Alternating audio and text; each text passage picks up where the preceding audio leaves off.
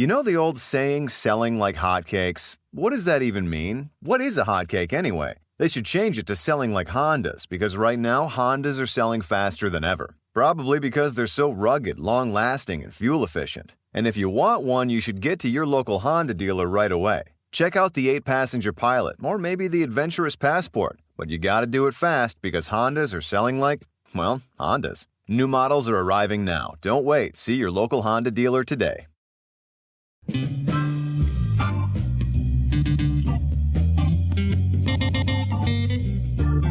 Right Night is a talk show with published authors, writers, and content creators discussing both the creative and technical sides of writing, as well as the industry surrounding it, from novels to screenplays to comics and more.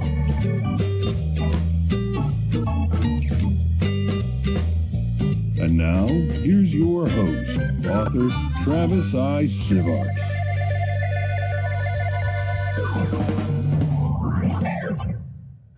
Hello, and welcome to Right Night. I think Coxley's been drinking there. As he did the intro, he was stuttering a bit. Welcome to Right Night, where we do a coffee chat writers round table style format for discussion. And so everybody knows, we are an adult show with an adult language and adult humor, and things like that are going to happen. So just so you're prepared for that when it does slip into conversation. Other than that, we do have a live chat audience that we'll be interacting with. The bell sound means I want to read some comments out of chat. And as for chat, we may not get to all your comments and thoughts, but we do appreciate them. We will try to read out the most relevant and or entertaining ones.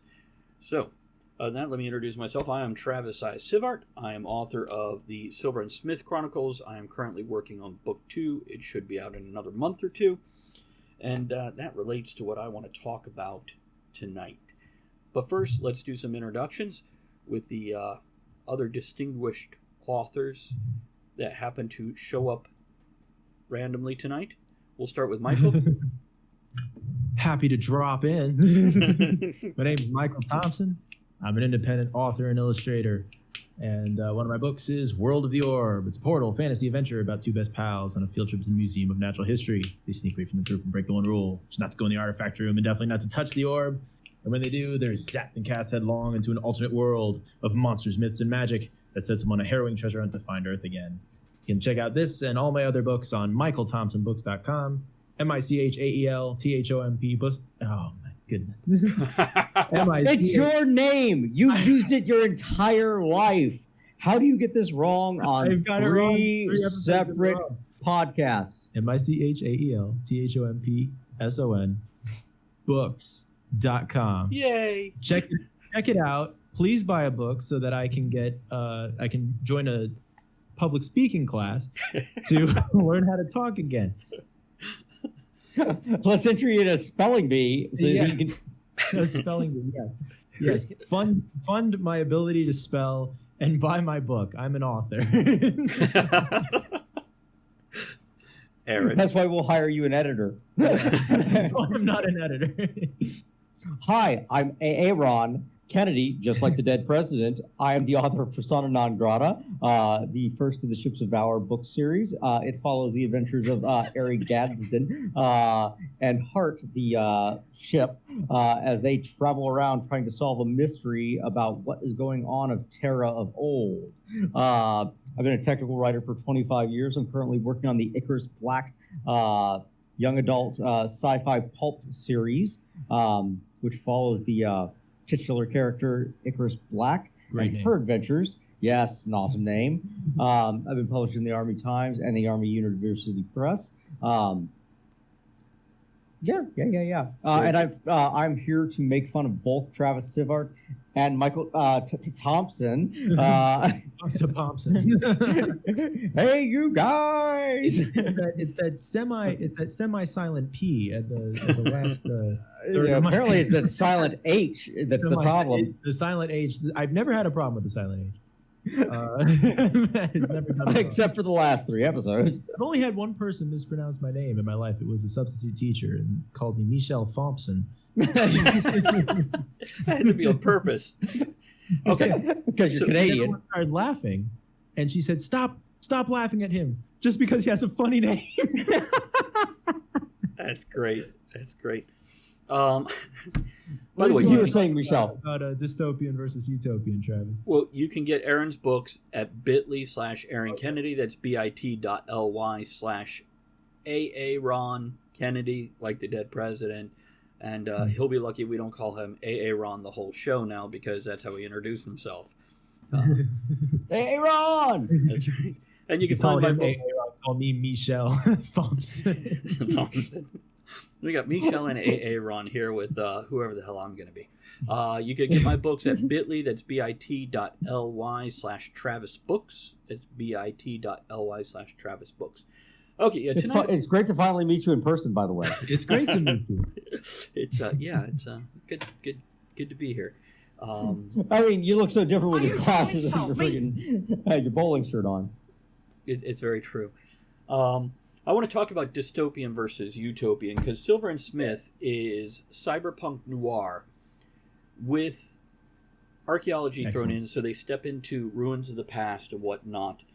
But as I'm looking at this world, which is near future, borderline dystopia, and borderline cyberpunk, it's as those worlds are coming into existence.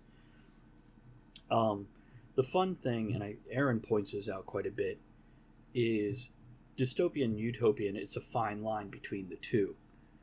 Dystopian usually is a utopian society where one thing has gone wrong. And if you look at Mockingbird and what was the other one? Indifferent? No, Interference. Mockingjay and Divergence. Divergent. Yeah, see, Yeah. But in this universe where I'm Michelle Thompson, it is Mockingbird and and Indifferent. different. Yeah. Which is how a lot of people felt about the series. Star Wars is a great example of this, because I bring this up all the time. Empire, yeah. Well, hey, for those that have watched The Mandalorian, there's a great quote from the villain. He's talking about, no, wherever the Empire touches, things are, by every metric, better.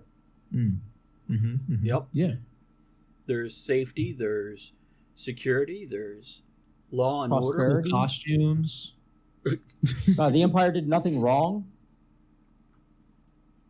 Why did Darth Sidious walk with a cane in Jedi? So he could throw it I down don't and yell, know. "For you!" Why did Yoda walk with a cane? Yeah, it's a good question. Maybe to throw people off. I don't know. So they but can reach it was things on high around. shelves. It's a grabber. It's Same reason T-Rexes walked with canes. those little, yeah. I thought Little grabber. T-Rexes used two canes because they love skiing, Quite possibly. except water skiing. I mean, up until the Ice Age. They've gone back on the whole T-Rex having feathers thing. I think you're thinking That Velociraptors. it didn't, because it was such a big animal that it would have overheated with all those feathers. So now they're postulating that no, in fact, it was bald. On top or all over? All over. Yeah. Not just on top. You do a 3-feather comb over. I would love to see a T-Rex with like the cockatoo type frill on top. So just every time they like go hunting, that thing comes up. Yeah, that might be pretty sweet, and scary if done right. Funny if done in another way. You just look like a big middle finger popping up.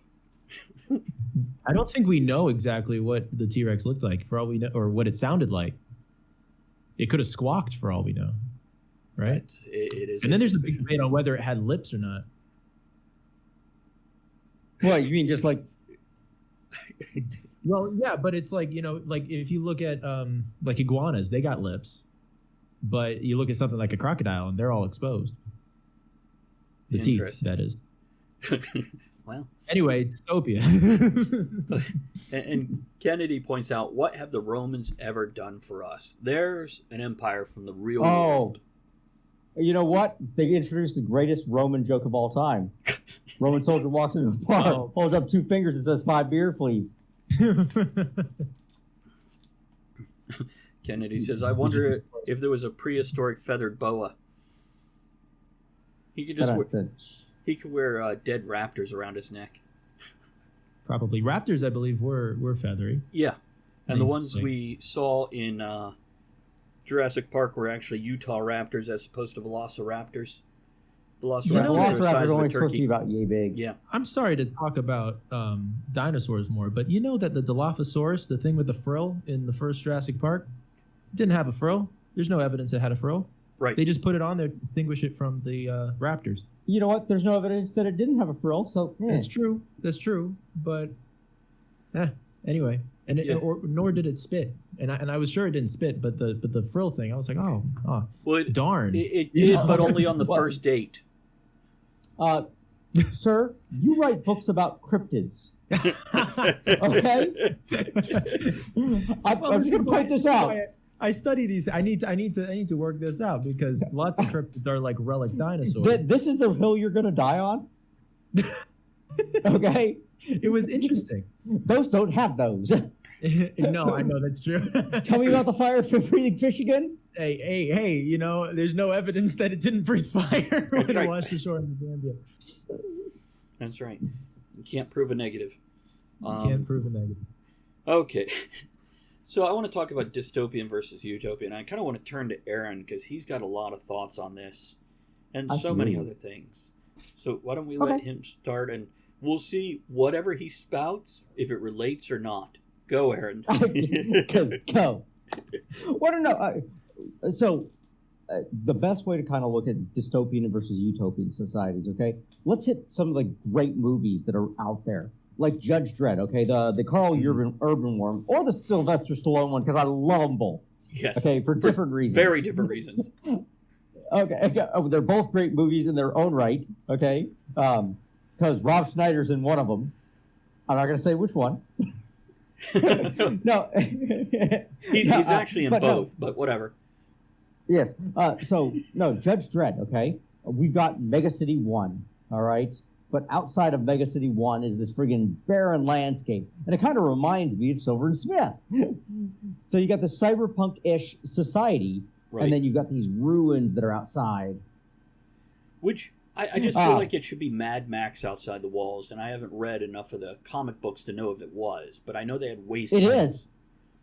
Yeah, you got the big Mega City 1. You got like 5 or 6 different mega cities, because it's all coalesced into like a big New Yorkish kind of thing with a big wall around it, and then you got the judges that are kind of roaming a thing, but it's a cyberpunkish type of setup, right? But outside it's all the ruins and Mad Maxes and everybody that's been exiled out there, and then there are the mutants and that. Yeah. But you got that kind of setup. So you got this kind of semi-utopian society of there's the law inside here, there's chaos out there, or it's dystopian. Where, hey, you commit friggin' littering, bam, you're dead. Mm-hmm. I don't know. That's kind of utopian in my head. I want my streets clean, no matter the con. I think that's a good one. I think Mad Max is a great one. Anytime I come upon a Fury Road on TV, I just stop and watch until the commercials come up. Well, that's apocalyptic as opposed to dystopian. Dystopian is still our current society, but it's broken. Okay, like fair Mockingjay had a full functional society that seemed utopian. There was another one besides Indifferent. Maze Runner. Maze Runner is what it was. Maze Runner. Yeah. But we can go into like Fifth Element. Fifth Element's kind of got it's a full functioning society. It's just set in the future. You get down into the mists and things like that. And they hit that borderline of, got all this kick-ass technology. You got Flossed in Paradise, which is very that utopian thing. It doesn't look like anybody's wanting anything. It just looks like everything's kind of askew. You got the Zord Corporation.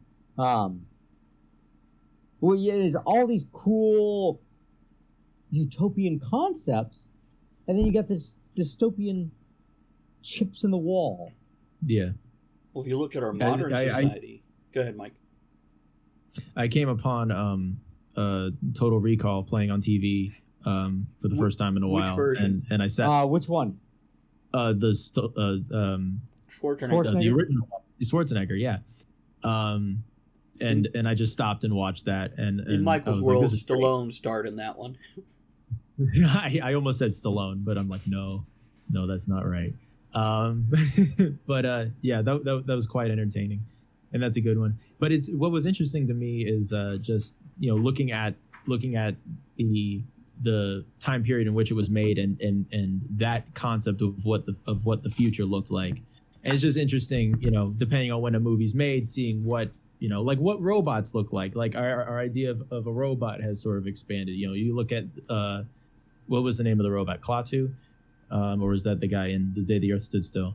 Oh, you're talking about Klaatu Vraktu Niktu. Yeah. from I remember it because of Evil Dead 3, but Klaatu is also the name of a Star Wars character from Return of the Jedi, one of the skiff guards. Wow. All three of them were actually. Yeah. Klaatu is in everything. But anyway, they had the big laser-headed robot in War of so we had that idea of a robot. You have like Lost in Space, and then you have fast forward to not too long ago, the Interstellar robot, which is just a box that unfolds in weird ways. Right. And that was a really cool bot to me. It was. By the way, Wordwin throws in Blade Runner. Mm-hmm. Yeah. Yes. The replicants. Yeah. And the idea that we made people, but they only had a 5-year lifespan before they died. Right. So Travis, since you're writing future stuff, what is the most or your favorite like future-y thing that you get to do in this book? Oh. Yeah. Okay. First, a little context. See, I remember growing up in the 70s and the 80s, the concept of what 2020 would look like. Not like this. We look a lot more like 1980 did than what we thought 2020 would look like. We are closer to where we were 40 years ago than where we thought we would be now. Let me interrupt you real quick, okay? Because there's a great movie that friggin' kind of highlights this in some regards.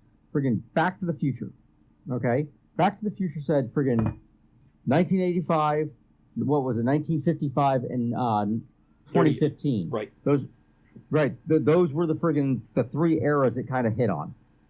Go ahead. Okay. Because if you remember, those were the visions of what was there. Right. Yeah. And give me a second. I'm going to answer this real quick. It's just Andrea saying she's coming home, so I'm going to... Tell her I said hello. Hello. I'll keep it simple and quick. Aaron says hello too. So Michelle and Aaron say hello. My book is set 20 to 30 years in the future. I leave it kind of vague on purpose so I can flex a bit. Yeah. And I have barely moved it forward. We are... Okay, computers have advanced. We've got graphene computers. We do have hover vehicles. We do have a lot more recycling in the sense of when you walk up to a fast food restaurant, everything you receive, including the bag and the containers, are biodegradable or even edible. The bag is edible? Yeah, like rice that. paper. Yeah, it's... That reminds me of cartoons where the characters would eat like a candy bar, but like wrapper and all.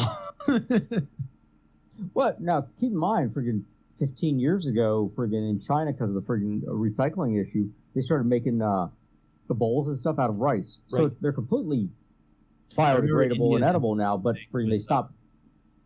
Yeah. Right, India that's the has concept. And also, beef is very rare when you cook it and when you don't. So there's a lot more chicken and that sort of thing, a lot more seafood. Yeah. But I think my favorite thing to play with, besides the hover-type vehicles and the electrical vehicles that are working on electromagnetism for the hovering, so they're a lot more silent, is the cell phone advancement. With graphene, a cell phone could be made so it's like a sheet of paper, and you can roll it up and put it in your pocket, and you can unroll a keyboard and hook it to another sheet of graphene, and that's your whole laptop is like essentially 2 sheets of paper, but it's this very thick thing. And also graphene, when layered 2 molecules thick, can stop a bullet, but not a knife. True fact. This is all science right here. And this is the first time you've probably talked about graphene before. I feel like I got a hard on for it, buddy. Yeah, I haven't heard. I at least haven't heard about it in a long time. Postage stamp made of graphene. That could be a battery for a phone. It takes like 30 to 60 seconds to charge, and it holds that charge for 3 days. Sorry, she's bringing food. I think what's great is that you're harnessing, this thing that you're very, very interested in and very, very knowledgeable of, and pouring that into your story. That's always a really good sign. And I think, all this stuff is like, paint for the paintbrush of a writer. Yeah. Sorry, she wants to know what I want from Five Guys. This is very important. A burger and fries. Well, there's like 6 things on the menu. Do you want cheese on it? Or do you want freaking bacon on it? Cheese.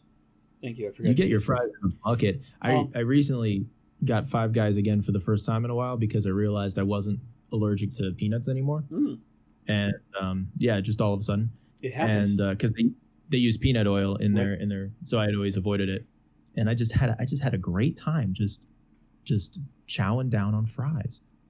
Oh, that means you can eat Chick-fil-A again. I guess I always ate Chick-fil-A. I guess I never had a problem with it.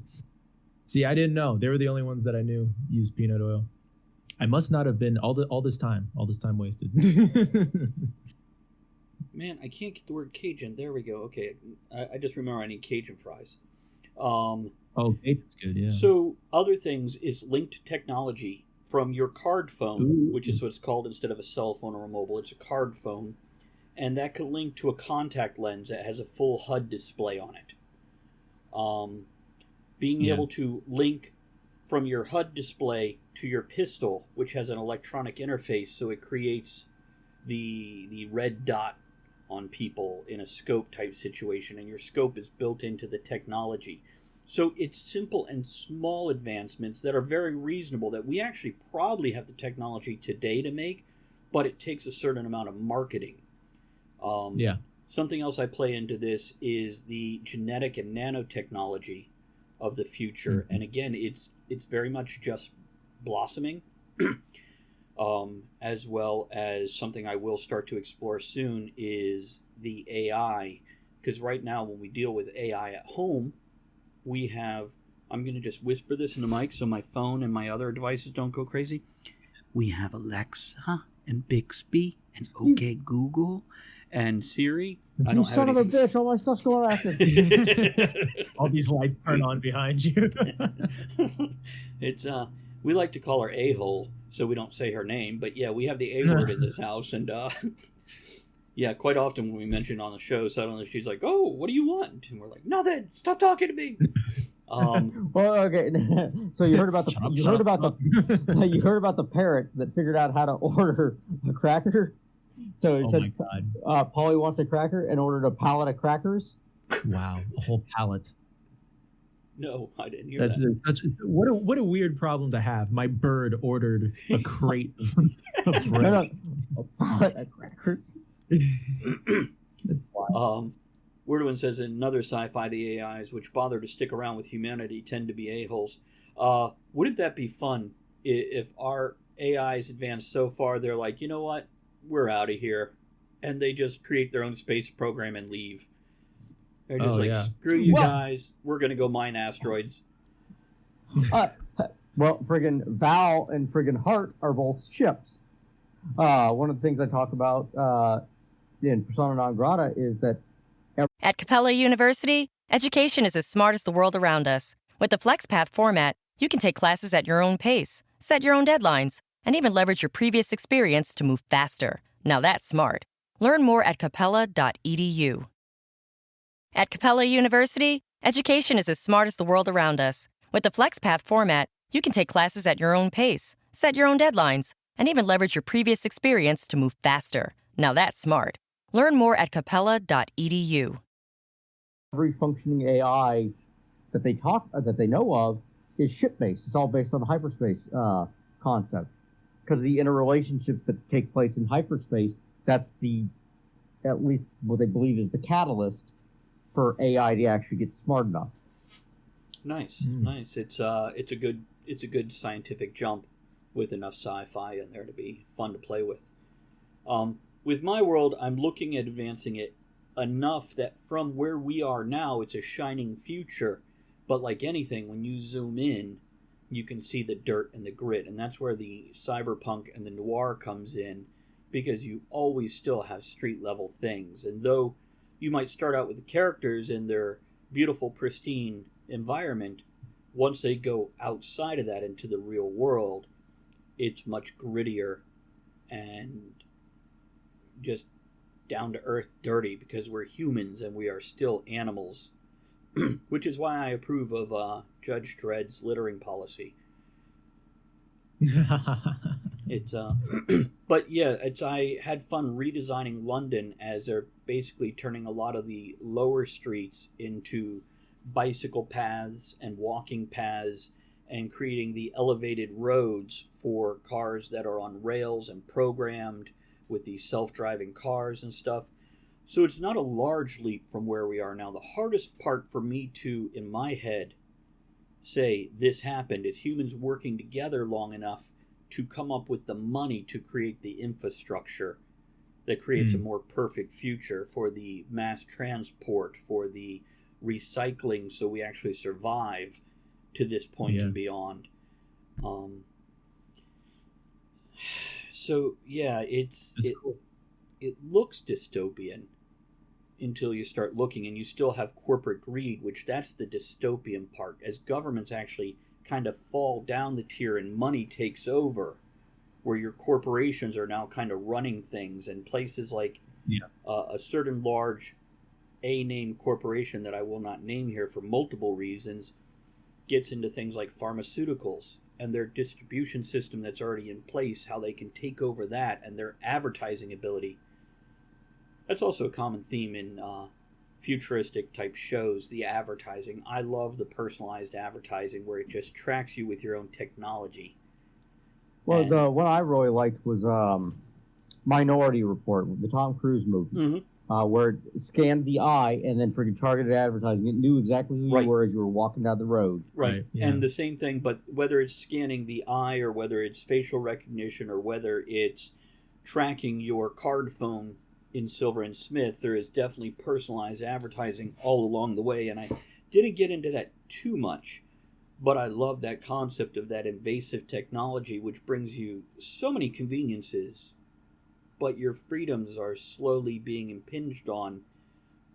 And sometimes it's an unconscious agreement, sometimes it's a conscious realization of, if I want to be able to just shout, hey, order me this, my pallet of crackers, you know, that means that machine is listening to you. Their machine is listening to you all the time. I'm going to check a comment here. It's a digression here, but Wordwin says, for a sci-fi game I ran for some coworkers, I gave them a character sheet with the impression it'd be the character for someone who was running late. So they made this terrible, paranoid, clumsy character with all sorts of mental issues. I love their expressions when I told them, okay, this is your starship's AI. That's hilarious. That is the game master throwing a wrench into the player's plans, as the player tried to throw a wrench into somebody else's plans.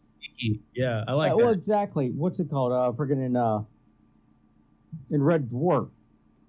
Friggin', it had a very limited cast of characters. It was a sci-fi show done on the cheap. Yeah. So you had Dave, you had Lister, you had the ship's AI, you had Cat, who was just running around on his own.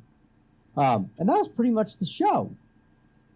But the ship's AI was dumb. Which makes sense for humans to create a dumb AI, because when they're smarter than us, we get paranoid. Wordwin says, I answered the question of why would people allow this to happen by having the pervasive advertising be opt-in by discounts on equipment and gear, advertising subsidies on cyber tech, and that makes sense too. You make them a deal that's too good to refuse. Well, this actually falls into the classic marketing type of thing, okay? Anytime you are not paying for something, okay, in advertising or anything like that, you are not the customer, you are the product. Correct. So the internet. So they are right. access to you is being sold to somebody else. Right. You are the product that is being sold. So we don't pay for TV for the most part. We pay a nominal fee. So advertisers pay for access to us. They pay a lot more to get access to us than we pay for access to the TV. Right. If you look at a newspaper's profit and now news channels on the internet, the way they make most of their money is advertising, not sales of the paper or the news. Yeah, sure. And go ahead. That's where the pop-up ads became this toxic waste setup, is because they have to sell access to us. Right. And that's why we hate it. Right. If we paid for access, anytime we pay access for things like that, your Hulu without commercials or your Netflix without commercials, oh, you don't have any advertisements. It's great. But you're getting exactly what you pay for. You get access to past seasons. Right. And I never had a problem with that because I don't need to watch it and stand around the water cooler and talk about it tomorrow. But now you have things like CBS All Access where you pay $6 with commercials or $10 without. And I'm like, well, that's fair. I'll take commercials. Or I won't, depending on what I want. Right. Comment on what Wordwin said there, as well as what Aaron said. Humans are lazy and greedy, and convenience and greed, feeding into that laziness, will... And once most people say yes, then everybody gets set with this. Right. I remember when... I'm sure it's an ongoing discussion, but quite often...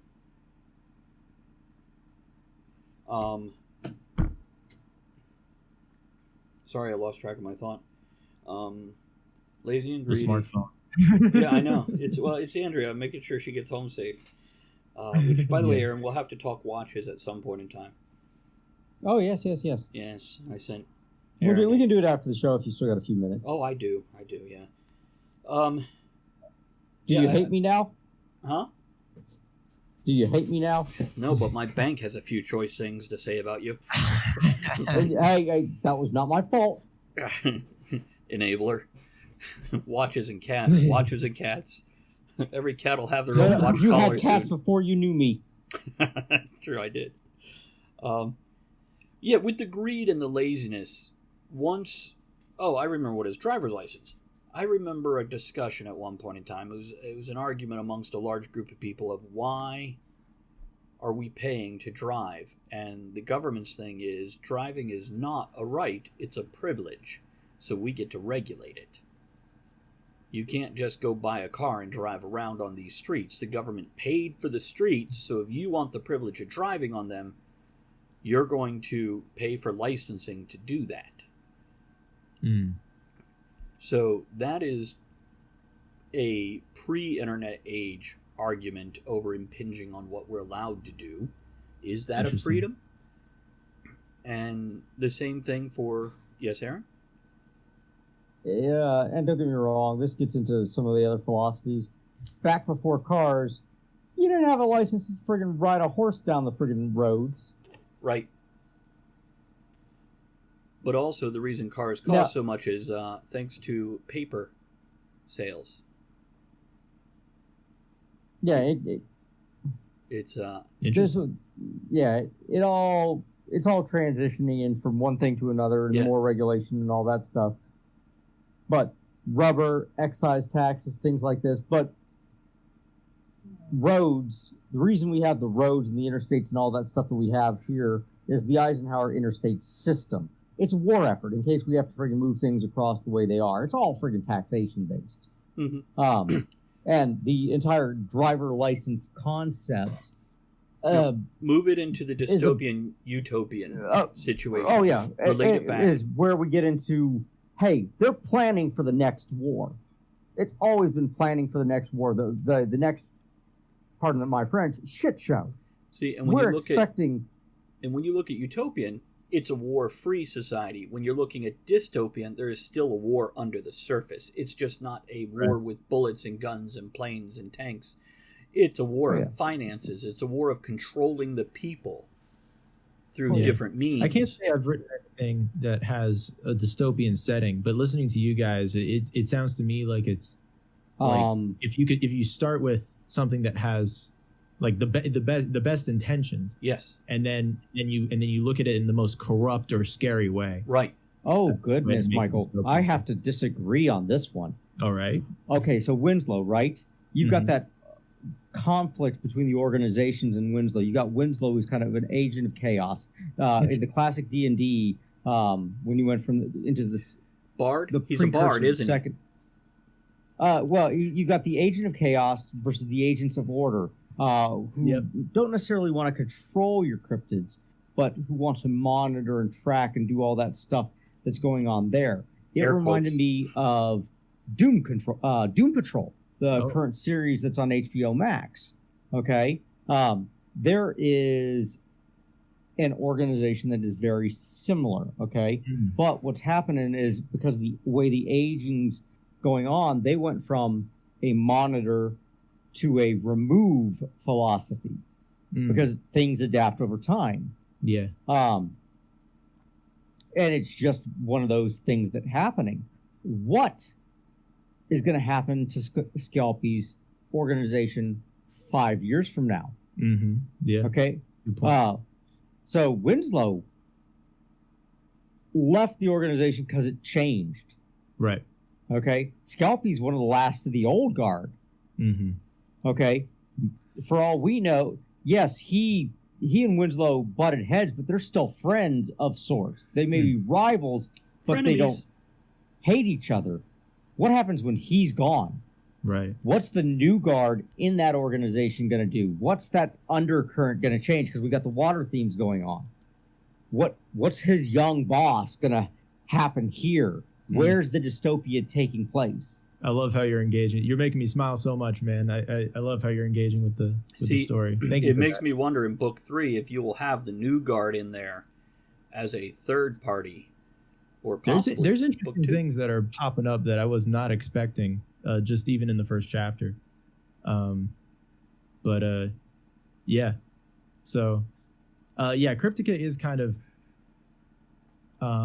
I guess I didn't think of it as the setting, but in a way it is, because it's running underneath, it's existing underneath like what we know as the ordinary, and I think that's sort of the case with urban fantasy, or things like it, like the folkloric fantasy that's Winslow Hoffner's Incredible Encounters, is that there's like what you know, and then there's a few people who are in the know of what's really going on.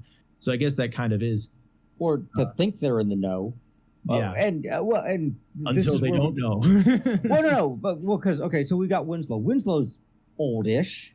Okay, so he's been around a while, but the creatures that we're dealing with are older than him. Oh, sure. But what happens when we deal with the creatures that are older than those? Because we're going into the deep. You get Godzilla, and then the deep. Godzilla. Yeah, no, but we're going into the deep because there's going to be things that Winslow's never encountered, because right now he's telling the stories from his perspective. What happens when he encounters something that he's never seen, never heard from, doesn't know, and he shifts from I've talked about this before, where the universe of persona non grata is a utopia. Mm-hmm. It is a perfect universe because the universe itself is perfect, at least in my.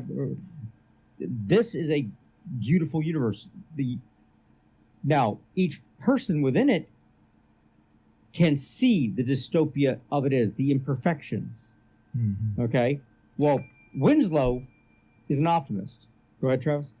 Real quick to throw this in, Wordowin says a huge disadvantage with dystopian settings nowadays is that dystopia has become the home of young adult. Shudder. Well, and that's where I'm getting at. So people see this dystopia. They see this, something's wrong here. Luke Skywalker sees that, he starts off looking at it, goes, yeah, the Empire, it's not all bad. There's things that can go. He was getting ready to go to the Academy. He was on track to be the next Grand Moff. And he would have been. He would have been in line to be friggin' the Emperor's right-hand man in 20 years. Because Because he was one of the best and the brightest. Except he got friggin' Farm duty. changed. Well, one more year. He got radicalized by this hermit in the desert. Then he showed him his light sword. Yeah. So, But you want to see my light sword? Winslow looks at the universe as this utopian landscape. Airy looks at the universe in a positive light. He occasionally gets glimpses of cynicism, but he's always trying to look at it in a positive light. I have Hart always as an optimist. So we got this one perfect optimist, one semi-cynic, and then I try to get just a little smudge on the glass. And as Wordwin says, the home of the young adult is this dystopian lens that we're viewing everything through. Everything's just a shade darker, the dark mirror philosophy. Well, if you look at politics in our modern era through the young person's eyes, it is very dystopian. And it is. I can't say they're wrong.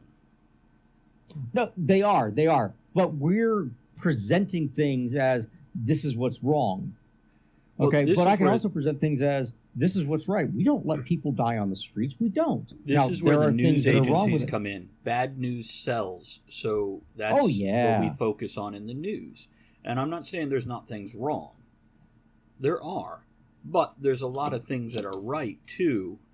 And we overlook them in the favor of making that 0.0023 cents per click. And yeah, because bad news sells. So that's what's brought to our attention. So in one hand, we're living in a utopian society. On the other hand, we're living in a dystopian society. All depending on which side of that lens you're standing on. Well, but to that major point, all three of us are kind of in that sci-fi genre. I mean, the overarching one. Sure. Sci-fi writers are historically prophets, if you will. Okay, and our goal is to avert. Yep. Our major goal is to avert our books coming to pass. We don't want our books to come to pass. Oh, here's another thing I've done. I'm sorry to interrupt, Aaron.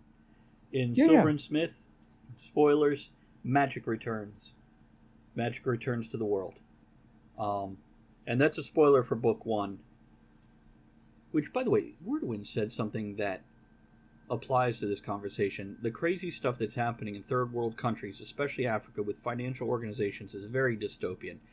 Think all the negatives of student loans, but applied to countries. So, but that's getting into a large political arena right there. I think utopian is the shining hope. Dystopian is what happens to utopia when you apply human laziness and greed. But interesting. And greed feeding off the laziness. Perspective. Yeah. Perspective. And that's true too. Yeah. So, closing thoughts before we wrap this up? Recaps? Anything? I've learned a lot listening to you guys. And thank you, Aaron, for the deep dive and the character study of. I like how Aaron did that, and now because of Aaron's little infomercial diatribe. Yeah, thank you. That's a better word. I'm just imagining Michael selling his book to a conspiracy theory nut now, and doing it well. Sir, we don't call them that. We call them conspiracy theory aficionados now. It's a couple of comments from chat.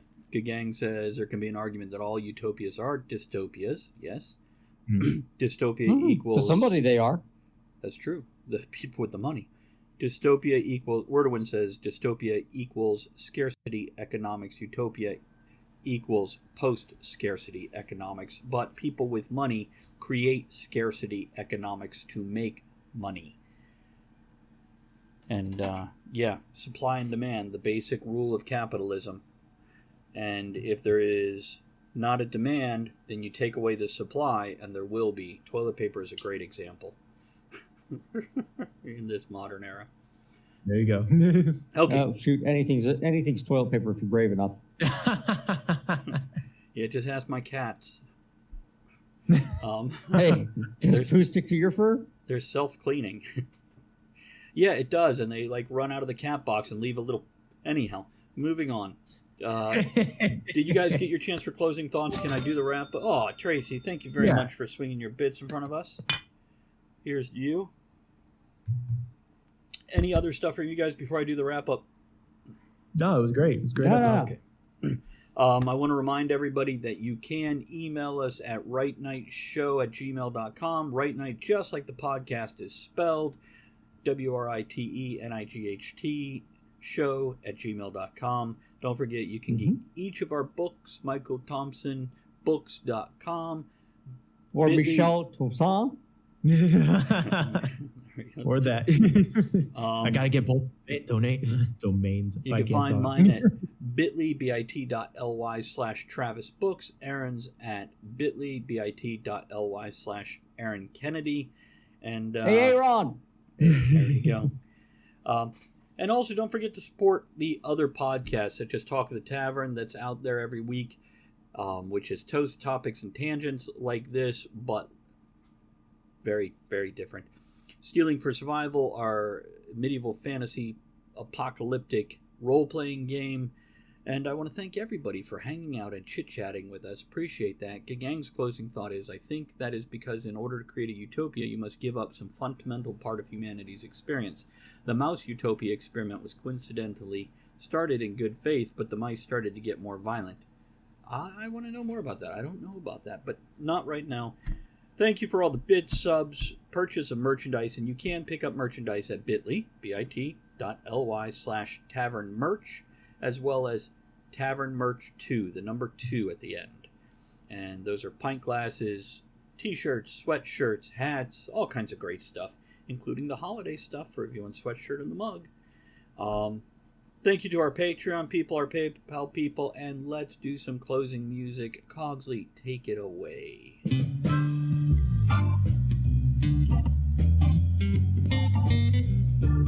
Thank you for joining author Travis I. Sivart and the other writers, content creators, and Did we ask what people were listening to, listening to, or their projects this time? If not, email us. Join us again soon, and until you do, make sure you create with passion, enjoy the journey, and remember, every night can be right now.